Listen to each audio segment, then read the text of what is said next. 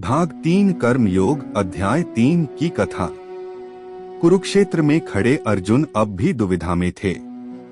उन्होंने कृष्ण से पूछा, हे माधव, यदि ज्ञान योग ही श्रेष्ठ है तो मुझे युद्ध करने के लिए क्यों प्रेरित कर रहे हो? कृपया स्पष्ट बताइए कि मेरे लिए कौन सा मार्ग उचित है। भगवान श्री कृष्ण ने मुस्कुराकर उत्तर दिया, हे अर्जुन, संसार में दो मार्ग बताए गए हैं। एक ज्ञान योग जिसमें मनुष्य त्याग और ध्यान के द्वारा आत्मज्ञान प्राप्त करता है। दो कर्म योग जिसमें मनुष्य अपने कर्तव्यों का पालन करता है लेकिन फल की इच्छा छोड़ देता है।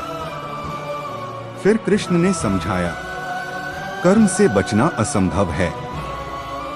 कोई भी क्षण बिना कर्म किए नहीं रह सकता।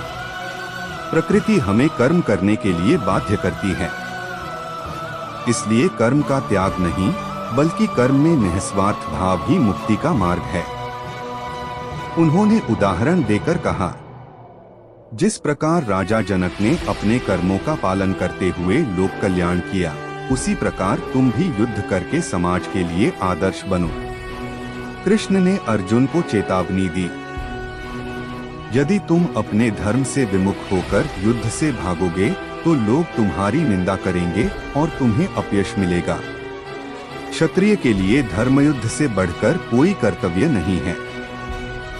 अंत में श्री कृष्ण ने कर्म योग का सार बताया, हे अर्जुन, फल की चिंता छोड़कर अपने कर्तव्य का पालन करो। कर्म करना तुम्हारा अधिकार है, लेकिन फल पर तुम्हारा अधिकार नहीं है।